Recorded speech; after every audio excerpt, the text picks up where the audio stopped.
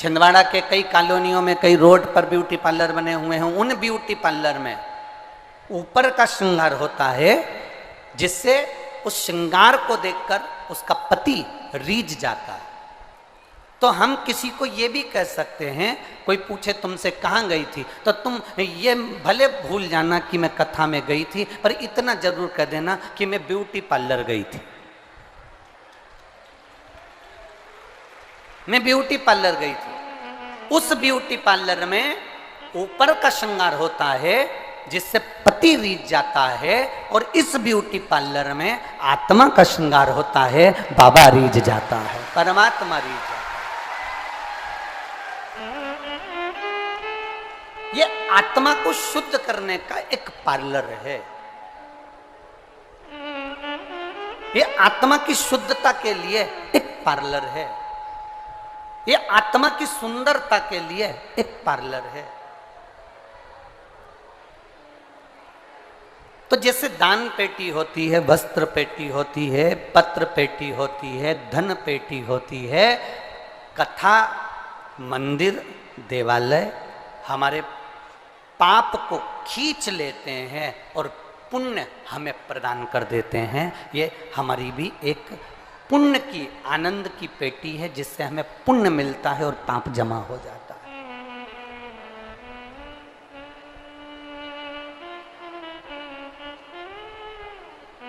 कल कथापन श्रवण कर रहे थे, सुगंधा पीपल के वृक्ष के नीचे बैठे हुए एक बुजुर्ग बाबा से 16 सोमवार के व्रत की कथा सुन रही है। पिपलेश्वर महादेव से कथा सुन रही है। और कोई भी शिवालय, कोई भी देवालय साधारण नहीं होता।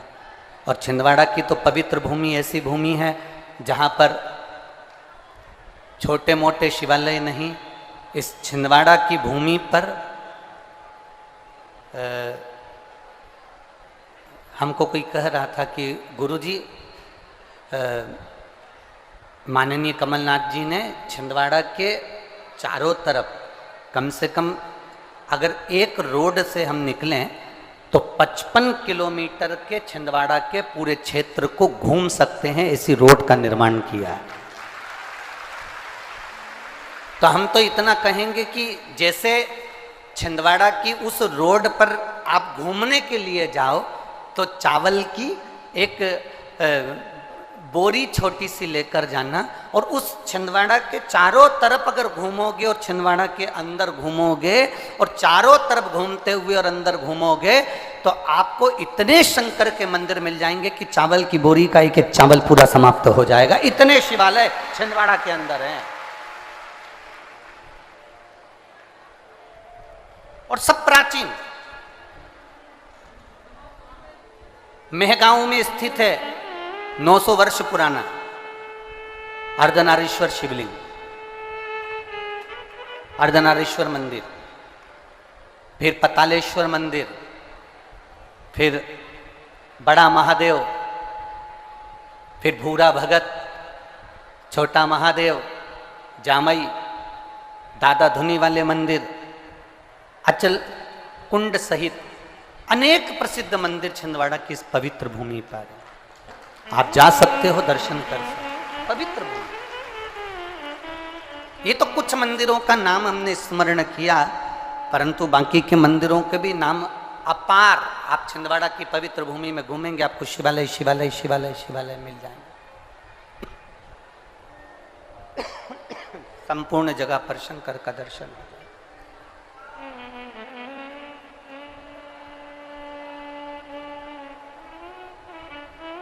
हर जगह पर शिव तत्व की प्राप्ति हो जाएगी।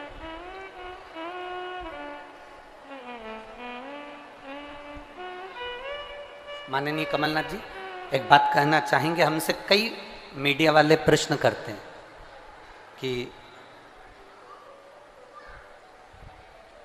आपने सारी दुनिया में श्रीमद् भागवत होती है, सारी दुनिया में राम कथा होती है, सारी दुनिया में गीता जी होती है।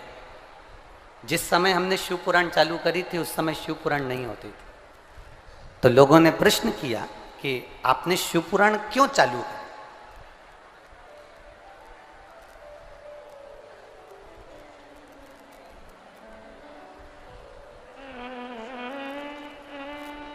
हमने उनको एक ही जवाब पहले भी दिया, आज फिर इस व्यासपीठ के माध्यम से कहना चाहेंगे। जिस समय हमने कथा चालू करी शिव पुराण की, उस समय हमने देखा मंदिर बहुत बड़े, कथा करने वाले भी बहुत बड़े, कथा करवाने वाले भी बहुत बड़े, कथा में पहुंचने वाले की भीड़ भी बहुत बड़ी, यज्ञ भी बड़े, आयोजन भी बड़े, जजमान भी बड़े। पर जिस समय शिव पुराण की कथा करना चालू करी, उस समय हमने देखा कि सब कुछ बड़ा, पर दिलों में भक्ति नहीं बढ़ पाई। तो ये शिव महापुराण की कथा ने लोगों के दिल में भक्ति देना चालू कर दिया, केवल भक्ति।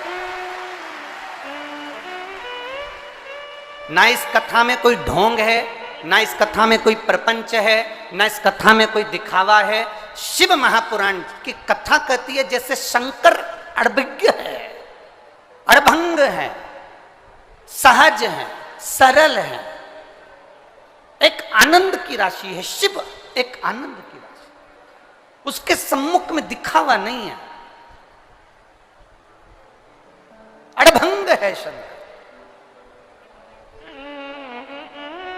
और जहां दिखावा नहीं होता वहां भक्ति होती है। आज पूरा देश विदेश हर जगह पर लोग शंकर जी के मंदिर में एक लोटा जल चढ़ाने जा रहे हैं। ये दिखावा नहीं, उनके दिल की भक्ति है, इसलिए पहुंच रहे हैं। पहले आयोजन बड़े थे, पहले कथाएं बड़ी थी, कथाकार बड़े थे, मंदिर बड़े थे, कथा करवाने वाले बड़े थे, यजमान बड़े थे, सब कुछ बड़ा था, पर भक्ति नहीं बढ़ पाई थी।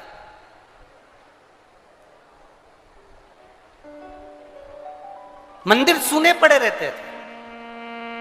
आपके छिंदवाड़ा का कभी विचार करना। यहाँ बुजुर्ग अगर माताएं बैठी हैं और बुजुर्ग अगर भाई लोग बैठे हैं तो उनसे निवेदन करूंगा, आपके शंकर जी के मंदिर आपके मोहल्ले के उठाकर देखना।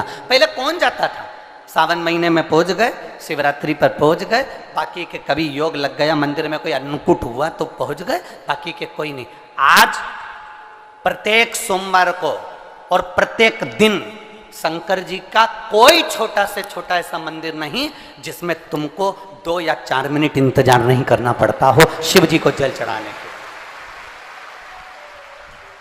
छोटे से छोटा और बड़े से बड़ा मंदिर ऐसा है जिसमें आज के व्यक्ति को इंतजार करना पड़ता है महादेव को जल चढ़ाने के।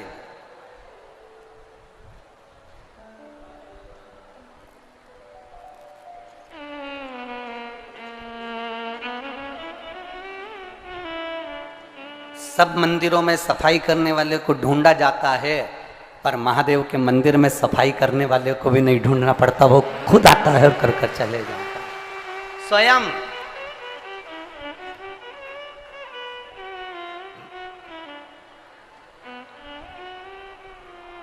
और उसी भक्ति का तो ये पुण्य है। छिंदवाड़ा में अगर ये कथा हो रही है,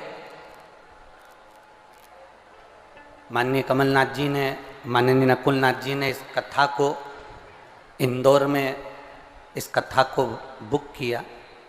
साल भर की बात हो गई, साल भर से ज़्यादा की बात हो गई लगभग। और इस कथा को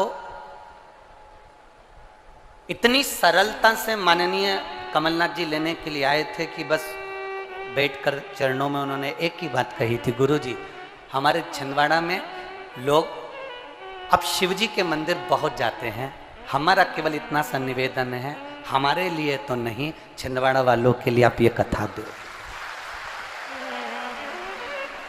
एक सरल का भाव, एक सहजता का विषय। हमसे यहां पर भी पत्रकारों ने पूछा ये कथा राजनीति की है? हमने कहा कहीं तुमको राजनीति नजर आ जाए इस पूरे 5 दिन में तो हमको जरूर बताना कि राजनीति की कथा। जो व्यक्ति कथा लेने के लिए इंदौर आ सकते हैं, जो व्यक्ति कथा के लिए बार बार फोन लगा सकते हैं, जो व्यक्ति कथा के रसतत्व को पाने के लिए इस छिंदवाड़ा नगर के लिए, क्षेत्रवासियों के लिए कथा ला सकते हैं, उनको राजनीति के लिए केवल ये धर्म का मंच नहीं और भी मंच प्राप्त हो सकते हैं। उनको राजनीति से कथा तत्व की ओर है, और ये कथा का सुख है। ये छिंदवाड़ा वाले आज लोग जो पत्र लिख रहे हैं, एक बहन ने पत्र, ये पत्र हम तो इतने पढ़े नहीं है, एक बहन ने पत्र लिखा, हमारे छिंदवाड़ा के इतिहास की पहली कथा है जिसमें लोग बरसते पानी में भी कीचड़ भी नहीं देख रहे और पड़े हुए हैं। ये पहली कथा है छिंदवाड़ा के इतिहास।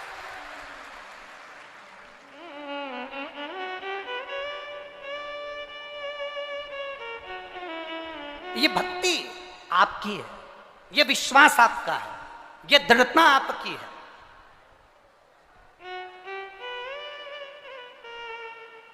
और आप अगर भरोसे के साथ अगर कथा सुन रहे हो ना जीजियों, और मेरे जितने जीजा बैठे हैं उनसे भी निवेदन करूंगा, जितने विश्वास के साथ, जितनी भक्ति के साथ, जितने भरोसे के साथ आप शिव महापुराण की कथा सुन रहे हो, आपके भरोसे को, आपके विश्वास को एक बात याद रखना, संसार के लोगों पर भरोसा करोगे तो वो टूट सकता है, पर मेरे महादेव पर भरोसा करोगे तो टूटेगा नहीं, वो नहीं टूट सकता, वो अविरल है, प्रबल है, और वो पूरा की पूरा रहता है, पूर्ण रहता है, पूर्ण रूप से।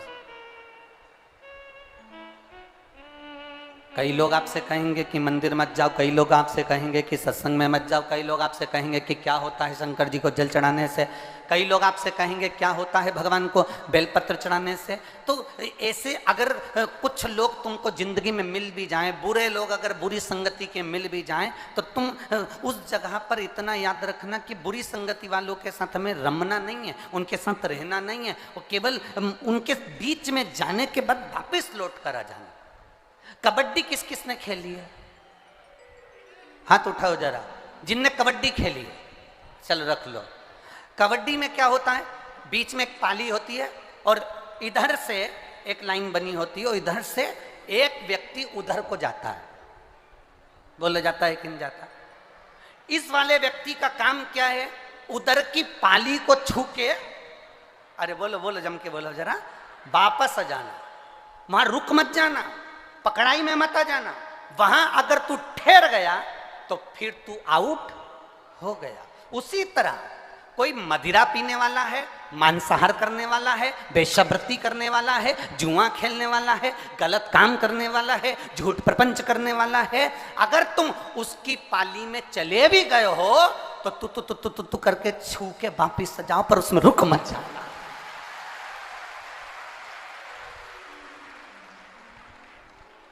पाली को छू के वापिस आ जाना, पर उसमें रुकना नहीं।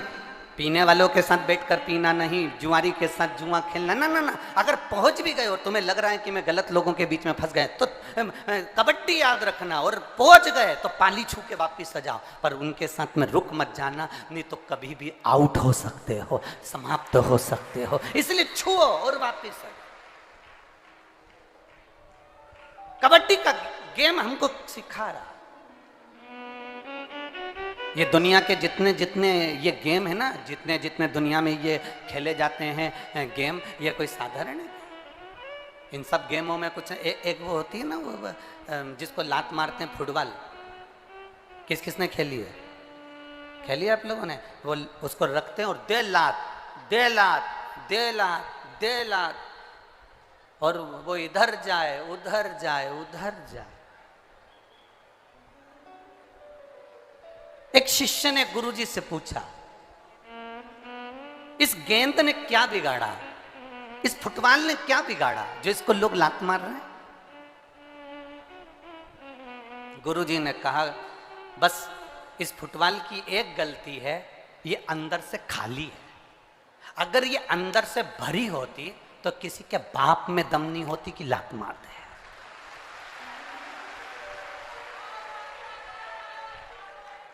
ये फुटबॉल अंदर से पोली है, ये फुटबॉल अंदर से खाली है। इसलिए लोग लात मार रहे हैं। अगर ये फुटबॉल भरी होती, इसमें रेत भरी होती, इसमें पत्थर भरे होते, इसमें कुछ और भरा होता, और इसमें अगर कुछ पक्का भरा होता, तो किसी की सामर्थ्यता नहीं कि कोई एक लात मार दे। भरी हुई चीज में कौन लात मारता है? खाली है, इसलिए लात मारी जा रही है। याद रखना, जब तक ये मन, जब तक ये चित्त, जब तक ये बुद्धि, जब तक ये हृदय खाली रहता है, दुनिया के लोग तुम्हें लात मारते रहेंगे, तुम्हें रुलाते रहेंगे। जिस दिन इसमें शिव भर गया, उस दिन कोई नहीं रुला सकता। जिस दिन इसमें शंकर बैठ गए, जिस दिन इसमें देवादिदेव महादेव विराजमान हो गए, जिस दिन इसमें राम नाम, कृष्ण नाम, शिव नाम अंदर भरा गया, जिस दिन इसमें शिव महापुराण की कथा इस खाली मन के अंदर भरा गई, फिर किसी की सामर्थ्यता नहीं कि कोई आपके मन से, कोई आपके दिल से खेल ले। जिसका दिल परमात्मा की भक्ति से भरा रहता है, उस पर कोई लात नहीं मार सकता, क्योंकि वो भरा हुआ है, मन भरा हुआ है, चित्त भरा हुआ है, उसे कौन लात मारे? कौन लात मारे? मान लो अगर गलत संगति में पहुंच भी गए हो, तो फिर पाली को छूकर वापिस आ। यहाँ कथा के पंडाल के अंदर जगह बिल्कुल नहीं है, रत्ती भर भी। पर कई लोग आसपास में जितने खड़े हैं, कोई ट्रकों पे चढ़े हैं, कोई बसों पर चढ़े हैं, कोई फायर ब्रिगेड पे चढ़े हुए हैं, कोई बिल्डिंगों पे चढ़े हुए हैं, कोई पेड़ों पे चढ़े हुए हैं। तो हम तो कहेंगे चैनल वालों को भी कि इन लोगों का भी दर्शन आप अवश्य कराया करो जितना बन सके, क्योंकि ये लोग बहुत दूर दूर बैठे हैं और भाव से कथा कर तत्व ग्रहण कर रहे हैं। भाव से ये कोई सहज है?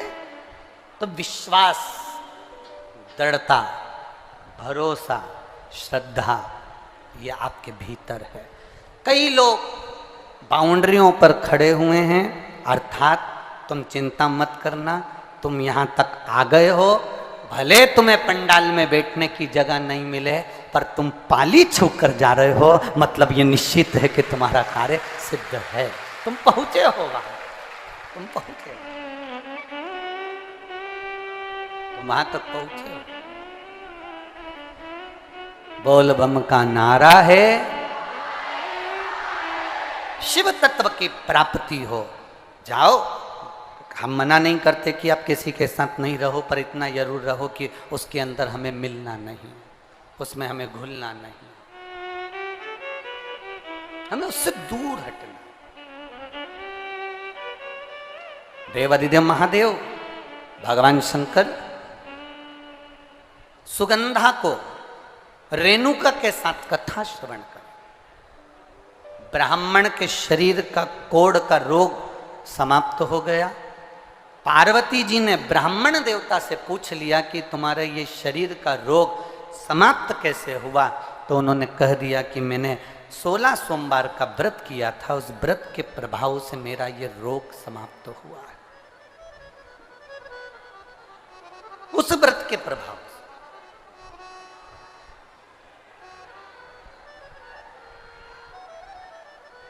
और व्रत का प्रभाव कब होता है? थोड़ा सावधानी से सुनना इस बात के लिए। आज कथा का विराम दिवस है, आपको बाबा से लगन लगाना है और शिव को अपना बनाकर आपको शिव के होना है। दिल से कथा सुनो, बड़े भाव से। व्रत का प्रभाव कब पड़ता है? व्रत का फल कब मिलता है? व्रत का प्रभाव कब पड़ेगा? जिस भगवान का हमने व्रत किया है,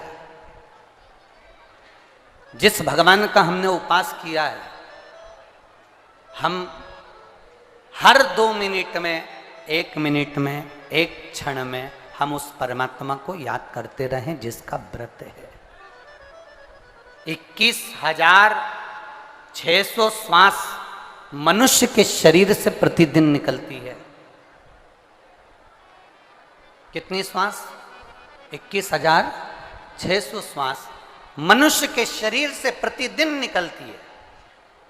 3.5 करोड़ रोम छिद्र ये मनुष्य के शरीर में है और 21,600 श्वास प्रतिदिन निकल रही है। इस श्वास के निकलने का केवल एक कारण है कि इन श्वास में आप अपने घर का कार्य करिए, परिवार का कार्य करिए, रिश्तों का कार्य करिए, मना नहीं, पर 21,600 श्वास में से कोई श्वास एक ऐसी बना लो जिस श्वास में हम परमात्मा का नाम ले लें, बस पूरी श्वास शुद्ध हो सके, पूरी श्वास।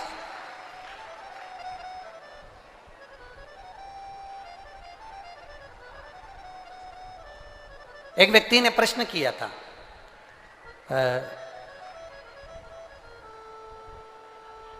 जिस दिन शोभा यात्रा निकल रही थी तो 3-4 लड़के लोगों ने एक पत्र दिया था। उस पत्र में नीचे लिखा था कि गुरुजी हमारा एक प्रश्न है। उस प्रश्न में जब शोभा यात्रा की गाड़ी पर उन्होंने पत्र दिया, उसमें पत्र में एक लाइन लिखी हुई थी, गुरुजी हमारा एक प्रश्न है कि 24 घंटे में हम, आप कहते हो कि 1 मिनट भी अगर भगवान का भजन कर लिया तो बहुत है, तो क्या 1 मिनट भजन करने पर 24 घंटे का पुण्य प्राप्त हो जाता है क्या? हम उनसे इतना सा कहना चाहेंगे, हमारे यहाँ का शास्त्रों का, वेदों का, हमारे शास्त्रों का विधान है, भंडारे में इतनी सारी नुक्ति बनती है, भंडारे में इतना सारी पूड़ी बनती है, भंडारे में इतनी सारी सब्जी बनती है, क्या वो पूरी की पूरी सब्जी उठकर, पूरी की पूरी पूड़ी उठकर, पूरी की पूरी नुक्ति उठकर क्या भगवान के सामने जाती है? जम के बोलो जरा। नहीं जाती। कितनी जाती है? एक थाली में लगकर थोड़ा थोड़ा थोड़ा जाता है, भोग लगता है, वापिस आता है, और जो बहुत सारा भोजन है उसमें उसको डाल दिया जाता है। उसी तरह 24 घंटे अगर आप भजन नहीं कर सकते, 1 मिनट अगर आपने भजन करा और उसमें आपने थोड़ा सा पुण्य कमा लिया, तो आपका वो पुण्य 24 घंटे के उस तबेले में डाल दिया जाता है, जिससे सब वो पुण्यमय हो जाए। 1 मिनट का पुण्य आपका जीवन सफल हो। शास्त्र कहते हैं 24 घंटे भगवान का भजन करो। कोई करता है क्या? अरे बोलो तो जम के, कौन करे? तो शास्त्रों ने किया 24 घंटे भगवान का भजन नहीं कर सकते तो कम से कम 12 घंटे करो। 12 घंटे अगर भगवान का भजन नहीं कर सकते तो कम से कम 6 घंटे भगवान का भजन जरूर करो। 6 घंटे नहीं कर सकते तो कम से कम तुम 3 घंटे भगवान का भजन, बोलो बोलो जम के बोलो, करो। 3 घंटा नहीं कर पाओ तो कम से कम 1.5 घंटा भगवान का भजन, बोलो जम के बोलो जरा, करो। 1.5 घंटा अगर भगवान का भजन नहीं कर पाओ तो आधा घंटा भगवान का भजन करो। आधा घंटा नहीं कर पाओ तो 15 मिनट करो। 15 मिनट नहीं कर सकते तो कम से कम 5 मिनट भगवान का भजन करो। 5 मिनट नहीं कर सकते तो कम से कम 2 मिनट भगवान का भजन करो। 2 मिनट नहीं कर सकते तो कम से कम 1 मिनट भगवान का भजन करो। और 1 मिनट भी अगर भजन नहीं कर सकते तो चुल्लू भर पानी में डूब मरो।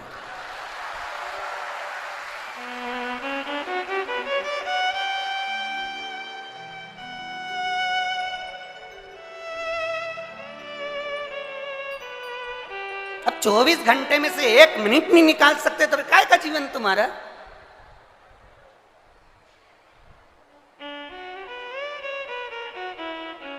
बेकार जीवन। कोई ने पूछा कहां गई थी? कथा सुनने गई थी। सुनी? हाउ? क्या क्या सुन के आई? सुनी थी, इधर से सुनी। फिर घर पे क्या लेके आई?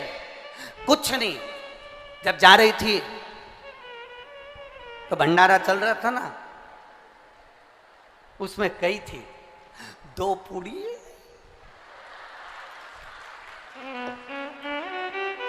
भगवान जाने माताएं वो झोली कैसी बनाती हैं, आज तक मैं नहीं सीख पाया। ऐसा उनका कुछ पल्लू मल्लू ऐसा रहता है, पिन मिन टच रहती है और ऐसा पल्लू मल्लू डालते। भगवान जाने वो झोली कैसी बनाती है, ऐसी कैसी झोली। इतने में भैया फिर तैयार भैया। अब उसको इतना भी अंदाजा नहीं रहता कि तूने गुलाब जामुन भर ली और नीचे से चाशनी टपक रही, इतना अंदाजा नहीं।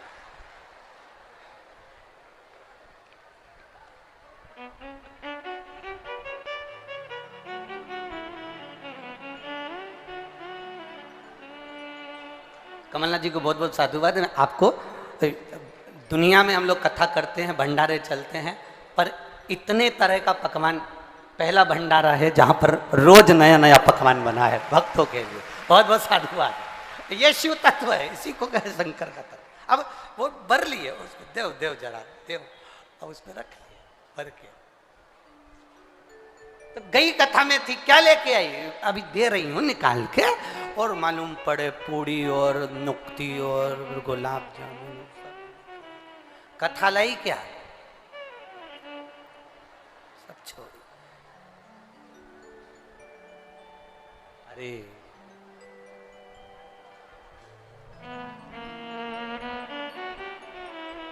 हमें तेरा ही सहारा है मेरे भोले बाबा। पर बैठकर भगवान देवाधिदेव महादेव से बड़े भाव से, हृदय से, अपने हृदय की बात बाबा देवाधिदेव महादेव से कहिए। दिल से प्रार्थना करिए, दिल से कहिए, भाव के साथ में बाबा से विनय करिए, निवेदन करिए। आज कथा का विराम दिवस भी है। आप जितने भाव से बाबा को कह सकते हो कि बाबा मेरे दुख को काटना, आपकी कृपा देना, आपके भक्ति का विश्वास दीजिए, निवेदन करिए। श्री शिवाय नमस्तुभ्यं, श्री शिवाय नमस्तुभ्यं, श्री शिवाय नमस्तुभ्यं, श्री शिवाय नमस्तुभ्यं, श्री शिवाय नमस्तुभ्यं। भोला सब दुख काटो मारा, ओ भोला सब दुख काटो मारा।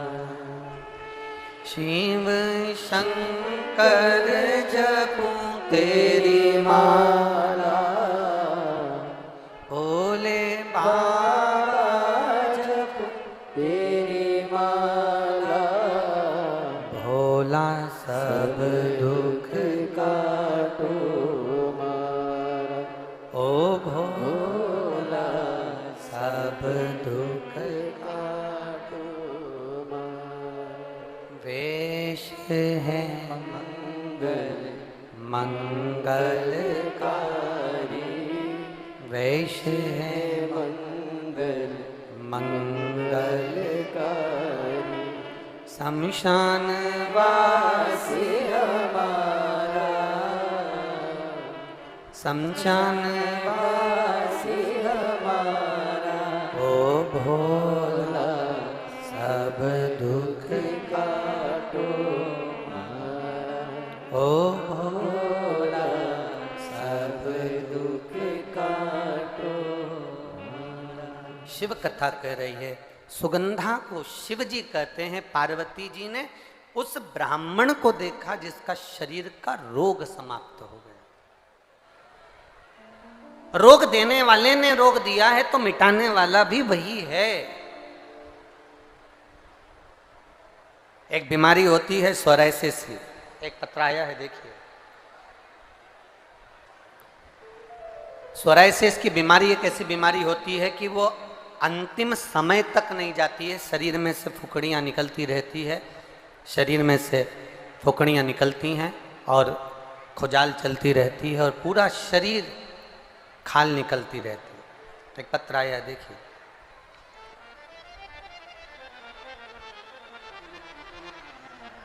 पता है हमारा, मेरा नाम है दुर्गेश बंदेवार, गुड़ी अम्मावाड़ा जिला छिंदवाड़ा। पति दिनेश बंदेवार। कहीं बैठे हों तो हाथ हिला सकते हैं, जहाँ कहीं भी बैठे हों अपना हाथ हिला सकते हैं। दुर्गेश बंदेवार, दिनेश बंदेवार, गुणी अम्बावाड़ा जिला छिंदवाड़ा।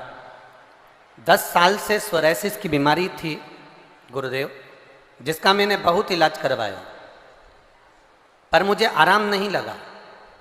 आराम नहीं लगने के कारण मैं बहुत परेशान हो गई। फिर मेरी बहन ने मुझे बताया कि दीदी, टीवी पर शिव महापुराण की कथा आती है, देखा कर। गुरुजी, मैंने शिव महापुराण की कथा देखना चालू किया। फिर जो बाबा के लिए आप कहते हो कि जल चढ़ाकर पीना, वह करम चालू करा। बेलपत्री खाना प्रारंभ करा और कथा सुनती रही।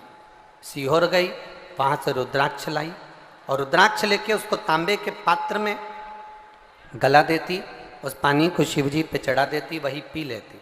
बाबा की कृपा से गुरुदेव, जो 10 साल से मेरी सोराइसिस की बीमारी नहीं गई थी, बाबा की कृपा से मेरी सोराइसिस की बीमारी बिल्कुल ठीक हो गई है। मैं बाबा को यहाँ नमन करने के लिए आया। ये शिव तत्व है, औघड़ी है। आए हैं? आए हो तो हाथ हिला दीजिए। आप ही हैं? हाँ, दोनों हाथ हिला दे एक बार। श्री शिवाय नमस्ते। शिव तत्व इसी को कहते हैं, बाबा देवादिदेव महादेव की कृपा इसी को कहते हैं। तेरी कृपा बिना न हिले एक भी अणु, लेते हैं श्वास तेरी कृपा से तनु तनु। एक पत्र और बड़ा सुंदर है, देखिए। मेरा नाम लीला साहू है। मैं वार्ड क्रमांक 48 परतला छिंदवाड़ा की रहने वाली हूँ। कहीं बैठी हो तो हाथ हिला सकती हैं। मेरा नाम लीला साहू है। मैं वार्ड नंबर 48 परतला छिंदवाड़ा की रहने वाली हूँ। मेरा मोबाइल नंबर ये है। मेरे पति हरिशंकर साहू को 6 नवंबर 2022 को ब्रेन में खून के थप्पे जम गए। खून निकलता रहा, अंदर की अंदर जमता रहा। गुरुदेव, उनकी याददाश्त चली गई। जब याददाश्त गई तब हमको मालूम पड़ा कि कुछ प्रॉब्लम हुई है, इनको कुछ याद नहीं दे रहा। उनको दिखाया डॉक्टर को, नागपुर ले गए। नागपुर के आयुष्मान हॉस्पिटल में उनको भर्ती किया। आईसीयू में उनको लेकर गए। हमने पूछा इनको हुआ क्या है। सारे चेकअप करने के बाद मालूम पड़ा कि उनके ब्रेन में खून निकलना प्रारंभ हुआ और वो खून जमना था, पर वो खून लगातार ब्रेन में फैलता रहा। डॉक्टर कह रहे थे समझ में नहीं आएगा, क्या हो सकता है। अंतिम सांस की हो रही है। इलाज चालू हुआ। शिव जी का पास में मंदिर था, उस पर भरोसा कर कर एक बेलपत्री लाकर उनको दे दी और उनके शरीर में शिव जी पर चढ़ा हुआ जल देना चालू करा। कुछ समय के बाद डॉक्टर ने खुद कह दिया कि जो ब्रेन में खून जम रहा था वो अपने आप निकलना प्रारंभ हो गया और आपका पति अब ठीक है। ये शिव की कृपा है, उदार। कहीं बैठी हो तो हाथ हिला सकती हैं। हर हर, ये शिव की उदारता। खाली न जाता कोई दर से तुम्हारे, खाली न जाता कोई दर से तुम्हारे। मैं भी खड़ी हूँ नंदी बाँ सारे अपने हृदय से लगा लो, लगा लो। गिरा जा रहा हूँ, उठा लो, उठा। भोले अपने दर से अब तो ना टालो। गिरा जा रहा हूँ, उठा लो, उठा। शिव जी ने कहा, शंकर जी के मंदिर में बैठी हुई उस ब्राह्मण देवता ने, पुजारी देवता ने, पंडित जी ने कहा, मेरे शरीर का रोग देवादिदेव महादेव के व्रत रखने से पूर्ण हुआ। व्रत की पूर्णता क्या है? व्रत का फल क्या है? व्रत का सुख क्या है? व्रत का आनंद क्या है? हम जिनका व्रत कर रहे हैं उनका स्मरण हमारी चित्त वृत्ति में होना चाहिए। अगर हमारी चित्त वृत्ति में उसका स्मरण नहीं है तो वो ठीक नहीं। केवल फलाहार कर लेना, साबूदाने की खिचड़ी खा लेना, साबूदाने की खीर बनाकर खा लेना, या चिप्स तल कर खा लेना, या पापड़ तल कर खा लेना, या कुछ बनाकर खा लेना, इसको उपवास या इसको व्रत नहीं कहा। व्रत का मतलब क्या होता है? व्रत का मूल तत्व क्या है? व्रत का मतलब है कि जिसका आप उपवास कर रहे हो, जिस देवता का आप व्रत कर रहे हो, उसको हर 2 मिनट में, हर मिनट में, हर क्षण में उसको याद किया जाए।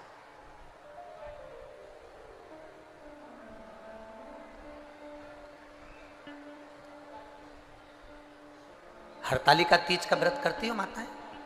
कौन कौन करता है? जरा हाथ उठाओ तो। करते हो? रखो। हरतालिका तीज का व्रत करने वाली माताएं कई ऐसी होती हैं, कई के मन में ऐसा आता, आज मेरा व्रत है, मन नहीं लग रहा,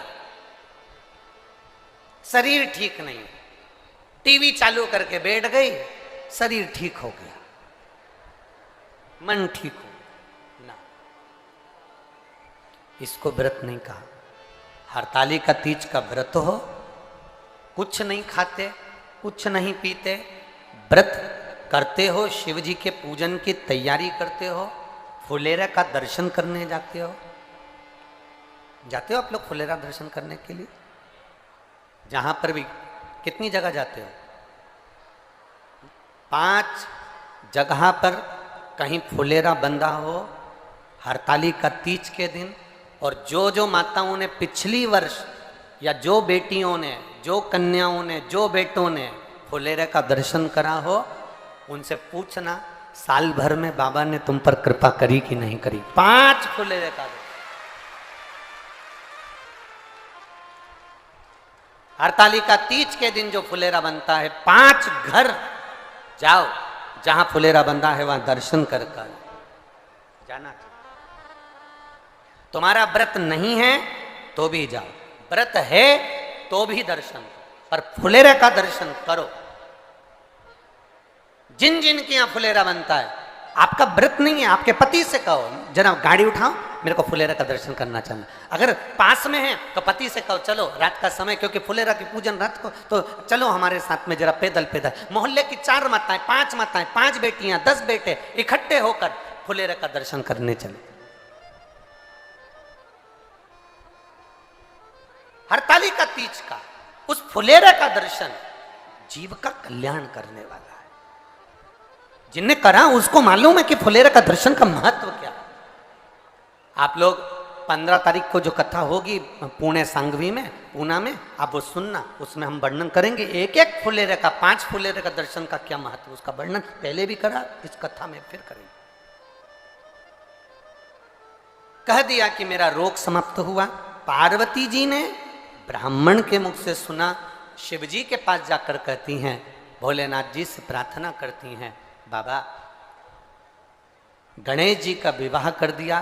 गणेश जी को प्रथम गिनती में गिना गया, गणेश जी को प्रथम आराधना में लिया गया। तो सदानंद कार्तिकेय जी रुष्ट होकर श्रीशैलम पर जाकर बैठ गए। श्रीशैलम पर सदानंद कार्तिकेय जी जाकर बैठ गए। और षडानंद कार्तिकेय जी जब श्रीशैलम पर जाकर बैठे,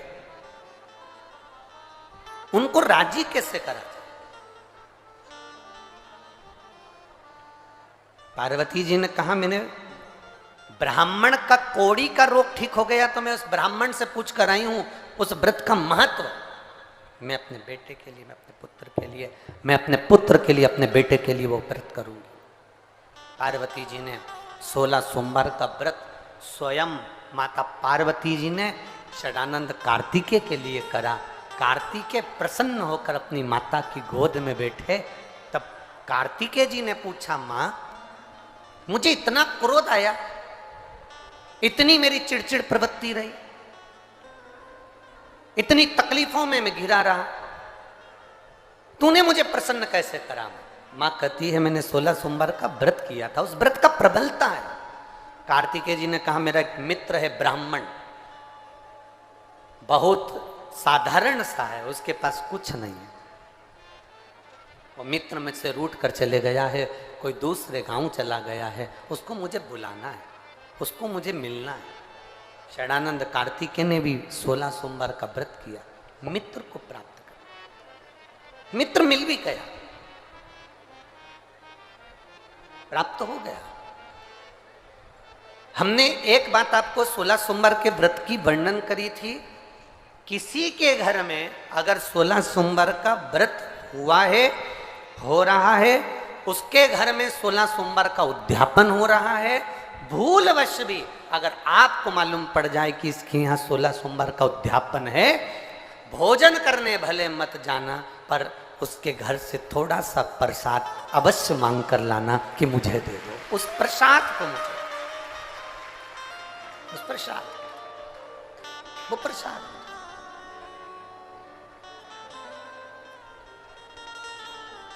वो प्रसाद मुझे दिया जाए, थोड़ा सा दे दो। और केवल एक अंजलि में नहीं, भले वो इतना सा प्रसाद दे पर अंजलि दोनों होना चाहिए। भैया थोड़ा सा इस प्रसाद का भाव दीजिए, थोड़ा सा सुख मिलेगा, इस प्रसाद का भाव दीजिए। शंभु शरणे पड़ी मांगू घड़ी रे, दुख काटो दया करी में दर्शन। उस व्रत का मूल आनंद हमें प्राप्त।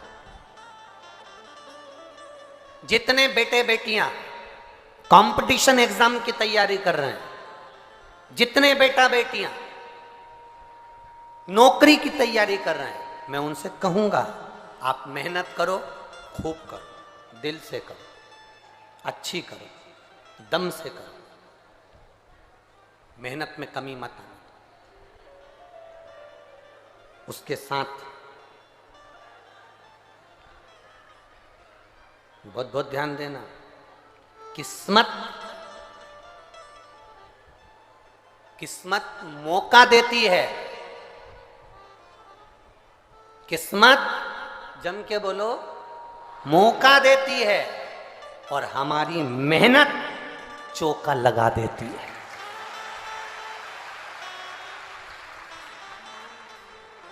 मेरा बेटा बेटियों से निवेदन है अपनी मेहनत पूरी करना। शंकर भगवान करेंगे क्या? तुम्हें मौका देंगे, एग्जाम में बैठने का मौका देंगे, परीक्षा हॉल में तुम अकेले नहीं रहोगे, मेरा देव अधिदेव महादेव तुम्हारे साथ बैठे। किस्मत मौका देती है और हमारी मेहनत, स्वयं की मेहनत चौका लगा देती है। हमारे उन्नति की सीढ़ी को चढ़ाने का कार्य हमारी मेहनत करती है। भगवान शंकर तुम्हारे साथ कदम से कदम मिलाकर चलेंगे। ये मत सोचना कि मैंने अगर शिव जी को बेलपत्री लगा दी है या मैंने जल चढ़ा दिया है तो भोलेनाथ लिख के आएंगे ना। लिखना तुम्हें पड़ेगा, मेहनत तुम्हें करना पड़ेगी, कर्म तुम्हें करना पड़ेगा। शंकर भगवान तुम्हारे साथ हैं, हर पल, हर क्षण, हर घड़ी है, हर पल है।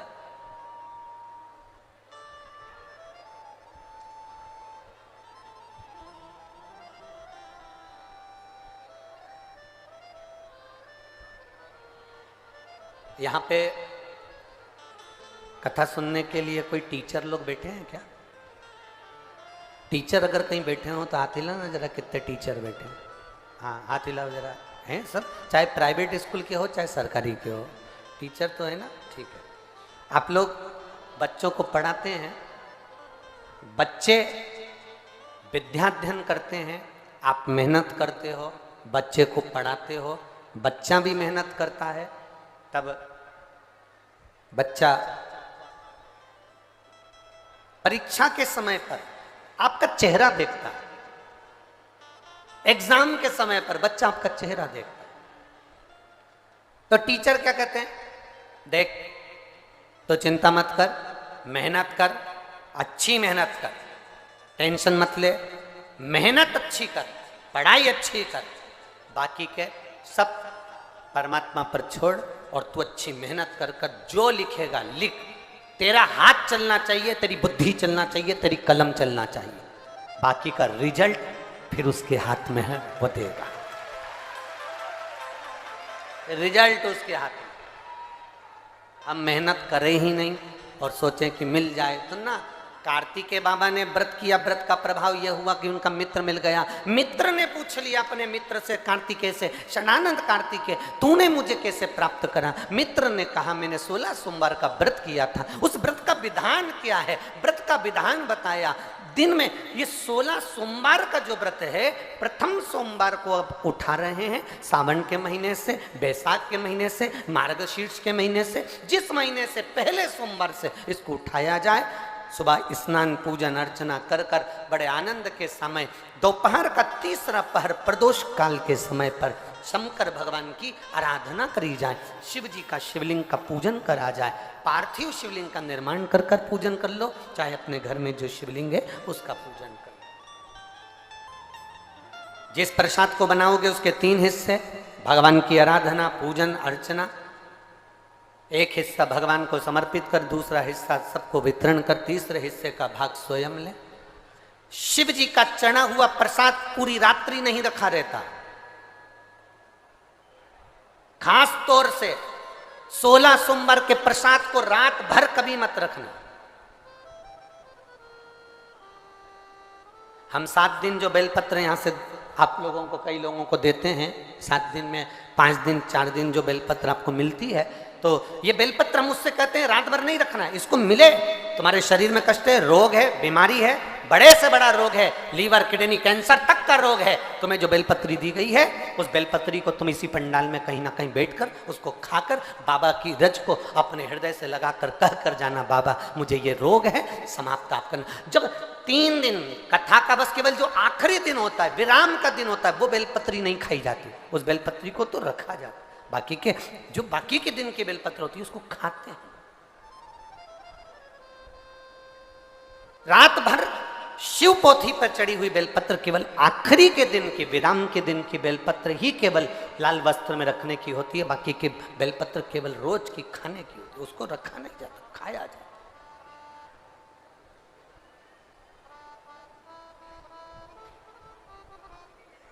उसको प्राप्त किया। जैसे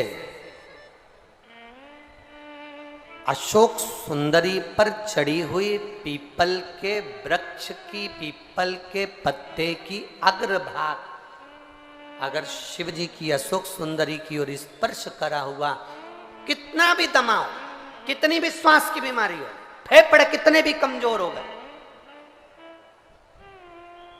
उस पीपल के पत्ते का अग्रभाग हमारे उस श्वास को ठीक करती, दमा को ठीक करती।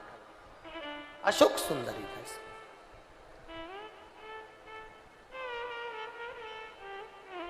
बेलपत्री।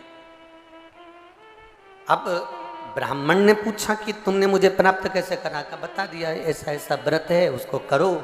17वें व्रत में इसका उद्यापन कर दो। उद्यापन होगा वही प्रदोष काल में, शाम के समय, ठीक है।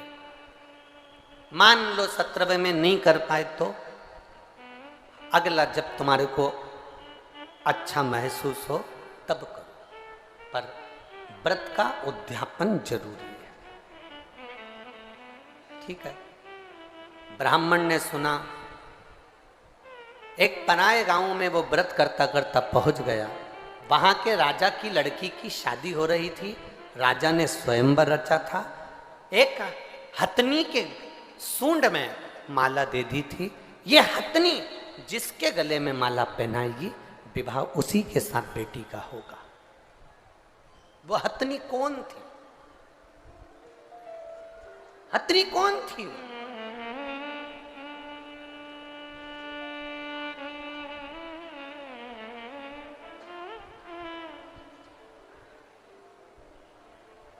अगर नरसिंह पुराण को आप पढ़ेंगे तो नरसिंह पुराण में लिखा हुआ है, राजा के नगर में हथनी के सूंड में माला दी गई। ये माला जिसके गले में पहनाएगी उसी के साथ मेरी बेटी का विवाह होगा। वो हथनी कौन थी? ऐसे संकल्प पहले के राजा लेते थे। वो संकल्प क्यों लेते थे? जनक जी ने संकल्प लिया, जो इस धनुष को उठाएगा चढ़ाएगा उसी के साथ बेटी ब्याहूंगा। तो जनक जी को क्या पड़ी जो उन्होंने ये संकल्प लिया? संकल्प व्यक्ति कब लेता है? जब उसको कुछ अच्छा नजर आता है। क्या जनक जी ने देखा था? जनक जी ने देखा था कि जनक जी की बेटी माता जानकी जी 4 साल की थी और जनक जी ने अपने गुप्तचरों से, अपने द्वारपालों से कहा था कि आज मैं धनुष का पूजन करने के लिए आऊंगा, धनुष का पूजन करने आऊंगा। धनुष के नीचे गाय का गोबर लाकर लिपा जाए और चौक पूरा जाए, पूजन करी जाए। 10,000 द्वारपाल धनुष को उठाने में लग गए, पर धनुष नहीं उठा। आसपास से उनने लीप दिया, पूजन की तैयारी कर दी। इतने में जानकी जी ने आकर देखा। 4 साल की जानकी जी आकर देखती हैं, पूछती हैं द्वारपालों से, काका जी आपने धनुष के नीचे तो लीपा ही नहीं, पिताजी कितने नाराज होंगे। आपने धनुष के नीचे नहीं लीपा, पिताजी नाराज होंगे। हमसे धनुष उठा नहीं।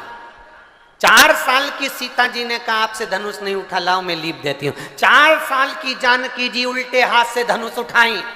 हाथ में गोबर लेकर जानकी जी ने लीप दिया, धनुष को रख दिया। जनक जी पूजन करने के लिए, जनक जी पूजन करने के लिए आए और जनक जी ने पूजन करते समय देखा कि धनुष के नीचे का भाग पहली बार लिपा हुआ है। जनक जी ने पूछा, ये भाग लिपा कैसे? ये किसने लीप दिया? तो द्वारपालों ने कहा, ये सीता जी ने, जानकी जी ने लीपा।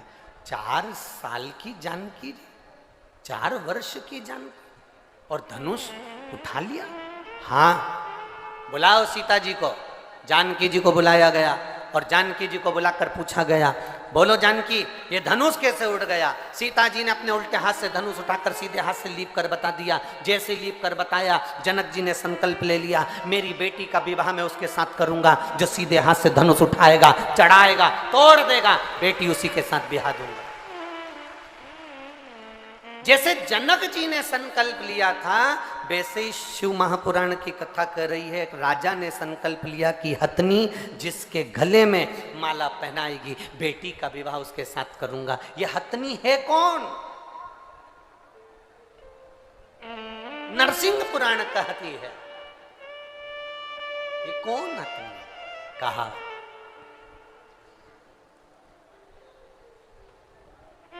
ये वो हथनी जिसने जन्म से शंकर के मंदिर की चौखट पर इसका जन्म हुआ। एक हथनी ने इसको जन्म दे दिया। माँ प्राणों को छोड़कर चली गई थी। एक व्यक्ति रोज शिव मंदिर जाता था और इस हथनी को सहला कर जाता था। हथनी धीरे धीरे बड़ी होती गई। शिव की आराधना में यह हथनी भी डूब गई। कहते हैं हजारों हजार ऋषिवर की बुद्धि में जितना बल था, उस हथनी में उतना बल सोचने का और समझने का था कि किसका भाग्य क्या कहेगा। वो हथनी समझ जाती थी। राजा ने उसी हथनी के गले में माला पहनाने के लिए दी कि ये माला तुम अपने सूंड में रखकर जिसको पहनाओगी उसी के साथ बेटी का विवाह होगा। हथनी ने राजा की लड़की को देखा था कि इसका भाग्य क्या कहता है। ब्राह्मण के गले में, जो मित्र थे कार्तिकेय जी के, उनके गले में माला पहना दी गई। माला पहनाई, विवाह पक्का हो गया। राजकुमारी का विवाह उस ब्राह्मण के साथ हो गया। ब्राह्मण साधारण नहीं दिया, माला पहनने के बाद उसको एक नगर का राजपाट प्राप्त हो गया, जिस नगर का राजा उसको देकर चले गए। शिव क्या करते हैं? कई लोग कहते हैं शंकर भगवान करते क्या, शिव जी करते क्या? हम कहते हैं शंकर भगवान का केवल एक ही काम है, जो लिखा विधाता ने तुम्हारी किस्मत में, जो दुख विधाता ने लिखा, शिव जी का एक काम है, तुम जब शंकर भगवान के शिवलिंग पर जल चढ़ाते हो तो शिवलिंग पर जो चंदन लगा रहता है वो जल चढ़ाने से धुल जाता है। जब तुम शिवजी पे जल चढ़ाते हो तो चंदन धुलता है, श्रृंगार धुलता है। उसी तरह शंकर जी पे जल चढ़ाते समय वो जल तुम्हारे भी दुख को धो देता है, दुख को धो। रोज रोज किसी के यहाँ जाओगे ना तो तुम्हारी इज्जत घट जाती है। घटती है कि बढ़ती है? बोलो बोलो, जम के बोलो जरा। घटती है। रोज रोज किसी के दरवाजे पर जाओगे तो इज्जत घटेगी, पर रोज रोज महादेव के दरवाजे पर जाओगे तो इज्जत बढ़ेगी।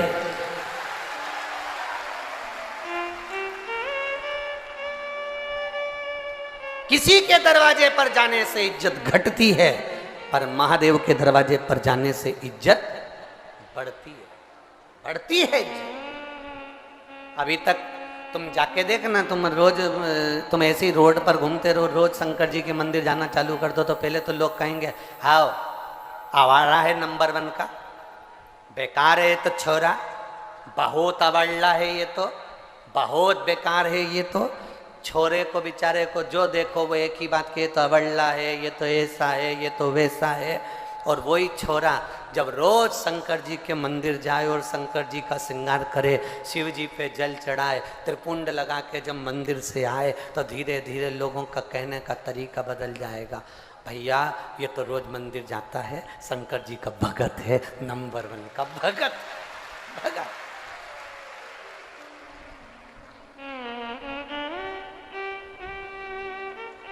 शिव की भक्ति इसके अंदर, शिव का गुणगान इसके अंदर। अब शादी हो गई, राजकुमारी आ गई, राजकुमारी ने पूछ लिया अपने पति से, मैं एक राजा की लड़की, तुम एक ब्राह्मण के बेटे, मैं कैसे मिल गई तुमको? कहा 16 सोमवार के व्रत के फल से मिली। व्रत का फल इतना होता है, एक बेटा मुझे चाहिए, पुत्र की कामना से उसने 16 सोमवार का व्रत करा, उसको एक पुत्र भी हो गया। पुत्र होने के बाद पुत्र धीरे धीरे बड़ा भी हो गया। बड़ा होने के बाद पुत्र ने एक दिन पूछ लिया, माँ मैं राजघराने में जन्म ले लिया, ऐसा मैंने कौन सा पुण्य करा था? कभी आप भी विचार करना, चौराहे पर खड़े हुए भिखारी को देखना, किसी भिखारी को देखना, किसी बीमार व्यक्ति को देखना, किसी बहुत ज्यादा कष्टप्रद व्यक्ति को देखना, और उसको देखकर अपने आप को तुम जरूर देखना, और देखकर महादेव से प्रार्थना करना, बाबा तूने बड़ी कृपा करी, मुझे चौराहे का भिखारी नहीं बनाया, मुझे कुछ अच्छा बनाया। तूने बहुत अच्छी कृपा करी, अच्छे घर में मुझे जन्म दिया। तूने बहुत अच्छी कृपा करी जो मुझे इस भारत की भूमि पर जन्म दिया। तूने बहुत अच्छी कृपा करी जो तूने मुझे मध्य प्रदेश में जन्म दिया। तूने बहुत अच्छी कृपा करी जो तूने मुझे छिंदवाड़ा में जन्म दिया। तूने बहुत अच्छी कृपा करी जो मुझे पूरा शरीर दिया, पाँव, हाथ, आँख, मुख सब दिया, सारे डिपार्टमेंट 2-2 दिए। पाँव बोलते जाओ तो हाथ, नयन, श्रवण, तो जिह्वा। भगवान को भी मालूम था एक ही गजब कर जाएगी, पूरे छिंदवाड़ा में आग लगाया है। एक ही बहुत, जीवान 2 नहीं दिए, जीवान 1, और उसको भी नीचे से बांध दिया। जीवान को कभी दर्पण में कांच में देखना, नीचे से बंधी है 3 जगह से। और देखा ये बहुत ज्यादा बोलेगी तो इसके आसपास 32 सैनिक लगा दिए, 32 दांत, ज्यादा बोले तो काट दे। इन्होंने देखा सैनिक से भी काम नहीं चलेगा तो ये जिभान के लिए फाटक लगा दिए, होठ, ज्यादा बोले तो मुंह बंद रखो। और ये